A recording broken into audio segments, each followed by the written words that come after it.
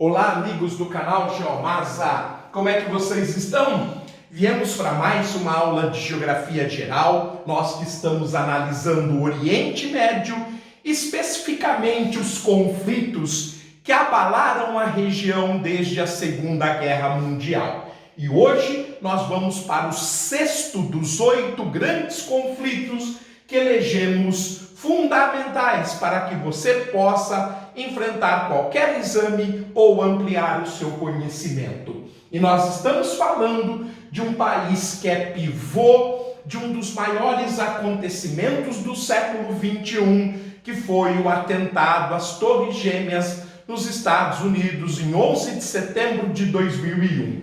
Eu estou falando do Afeganistão, um país de muita importância estratégica desde a antiguidade, já que ele liga 4 das 5 regiões do continente asiático. Ao norte, a Ásia Central muçulmana, ao oeste, o Oriente Médio, que estamos estudando há vários programas, ao sul, o mundo indiano e a leste, o Extremo Oriente. O Afeganistão é um país basicamente montanhoso, uma cordilheira que faz parte do complexo do altiplano do Himalaia, chamado de Hindu Kush. Mas nos seus vales predomina o clima árido e semiárido, afinal de contas, é um país continental sem saída para o mar, o que torna a vida do cidadão afegão muito difícil. Então nós temos extremos climáticos, desde as altas montanhas, que aqui atingem quase 7.500 metros, até nos vales o clima árido e semiárido. No entanto, a região tem valor estratégico, como eu acabei de dizer. E este valor estratégico ele vem sendo reconhecido desde a antiguidade, até quando no século XIX o Afeganistão tornou-se objeto de cobiça de 2 grandes impérios, o Império Russo e o Império Britânico. O Império Russo queria uma saída para águas quentes. E é claro que o Império Britânico, detentor do mundo indiano, não queria ceder território para que os russos se expandissem em direção ao Oceano Índico. Ora, gente, essa disputa foi vencida pelos britânicos, que se apossaram do Afeganistão. Mas ao longo de 3 guerras, durante 80 anos, os afegães foram se sobrepondo aos ingleses, até que em 1919, no Tratado de Rawalpindi, surge o Afeganistão como nós conhecemos atualmente. Então ele surge já vencendo uma superpotência militar do início do século XX, que era o Reino Unido. Pois bem, o Afeganistão ele se torna um reinado de 1919 até 1973, quando um dos vários grupos proclamam a República do Afeganistão. 5 anos mais tarde, em 1978, os socialistas tomam a República Afegã e a tornam uma república popular e democrática, sob influência da União Soviética, muito interessada em marcar posições dentro do Oriente Médio. Acontece que Cabul, a capital do Afegão, será então governada pelos socialistas, com apoio da União Soviética. Mas o interior, organizado por várias etnias, várias línguas, várias religiões, acabam não aceitando o governo socialista. Desta maneira, nós temos 2 anos muito tensos em 1978 e 1979, coexistindo 2 Afeganistãos. Um na capital Cabul, socialista, e um no interior organizado por guerrilheiros chamados de Mujahidins. Pois bem, o governo do Partido Comunista Afegão vai pedir apoio à União Soviética para que acalmasse o país e desse governo sobre todo o território deste Partido Comunista. A União Soviética desloca tropas em direção ao Afeganistão, tentando esmagar a insurgência. E sente uma forte resistência, até o ponto de, já em um ano de combate, ter 40 mil soldados soviéticos instalados no Afeganistão. Os rebeldes, muito embora desarticulados, com vários comandos que por vezes eram rivais, chegam a reunir 150 mil combatentes. A União Soviética aumenta a força militar e leva suas tropas de elite, além de armamentos os mais modernos. O que acontece é que a União Soviética chega a ter 110 mil soldados, inclusive de elite, com armas modernas dentro do país. Porém, o território, muito complexo, como nós vimos no início deste vídeo, está ao favor dos afegães. É fato que a União Soviética vai perder 15 mil soldados dentro do Afeganistão e vai impor a morte de 50% dos guerrilheiros mujahidins, de tal forma que são mortos 75 mil mujahidins dos 150 mil articulados a partir de dezembro de 1988 com a invasão soviética, e a população civil terá um número de baixas que chegará em 10 anos a 2 milhões.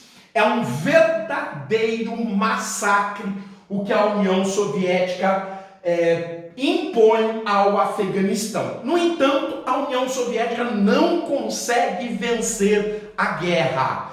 E isto vai ter a ver, evidentemente, com a movimentação de forças, já que nós estamos no período da Guerra Fria, por trás do armamento, do treinamento e do financiamento dos guerrilheiros mujahidins. Os Estados Unidos, querendo impor à União Soviética uma derrota histórica, como a União Soviética teve um papel fundamental na Guerra do Vietnã para a derrota dos Estados Unidos, os Estados Unidos, através do Paquistão, começa a financiar, treinar e passar armas para esses mujahidins, até o ponto em que são entregues para os guerrilheiros afegães o famoso sistema de míssil portátil Stinger, que a partir de 1987 vai impor terríveis derrotas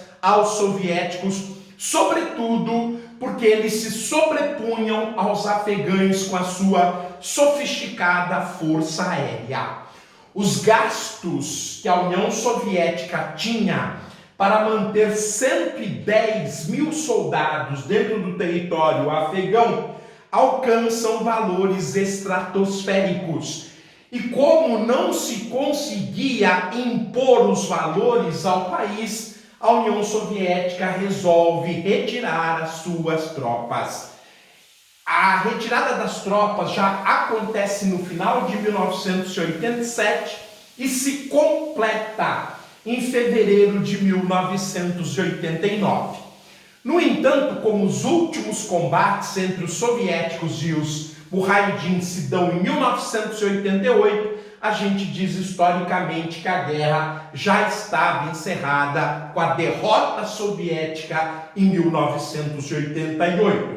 Muitos analistas e historiadores dizem que este foi o pingo d'água para decretar o final da União Soviética. Uma derrota vergonhosa, aquilo que os ocidentais chamavam de a armadilha do urso, The Bear Trap, e gastos astronômicos, o país que não conseguia, a partir do governo Gorbachev, sequer reorganizar a sua economia. Bom, gente, com a derrota soviética, é óbvio que o governo de Cabul dirigido pelo Partido Comunista, perde a função. Quem deveria assumir, obviamente, seriam os líderes mujahidins. Porém, como eu disse, eles eram muito desarticulados. Mas entre eles começa a assim surgir um grupo organizado pelo Mullah Muhammad Omar. Mullah, na língua árabe, quer dizer professor. E ele vai ser professor dos guerrilheiros santos, os talibãs, os estudantes em árabes. Então, após a saída da União Soviética de território afegão, reorganiza o governo do Afeganistão, um grupo chamado Talibã, liderado pelo Mullah Muhammad Omar, que tem como grande parceiro o bilionário saudita Osama Bin Laden. E são estas duas pessoas, Osama Bin Laden e o Mullah Muhammad Omar, que através de um grupo terrorista multinacional chamado Al-Qaeda organizará o atentado às Torres Gêmeas, ao World Trade Center, mas isso é uma outra história. No entanto, essa história tem seu início aqui como consequência da invasão soviética ao Afeganistão. Então, com mais esta guerra, a sexta das 8 que nós analisamos, nós ficamos por aqui. Nós ainda temos a guerra Irã-Iraque, 1980-1988, muito embora, se você rever os programas sobre as crises mundiais do petróleo, nós basicamente já explicamos o conflito, mas vamos retomá-lo pelo menos para resumi-lo. E como consequência, nós também nestes 3 programas sobre a crise mundial do petróleo, sobretudo a terceira, nós acabamos descrevendo a Primeira Guerra do Golfo, que vai de 1990 a 1991.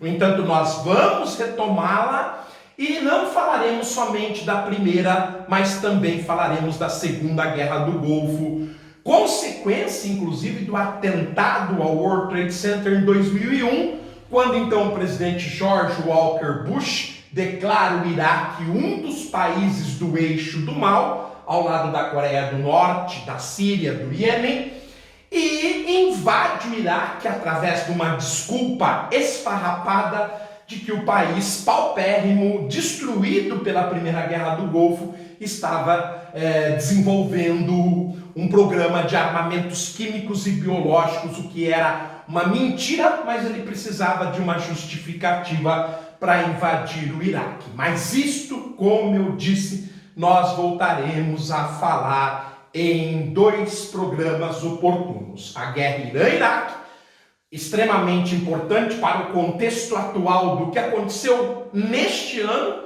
e depois as 2 guerras do Golfo, a de 90 e a de 2003. Ficamos por aqui, um forte abraço, fiquem bem, tudo de bom.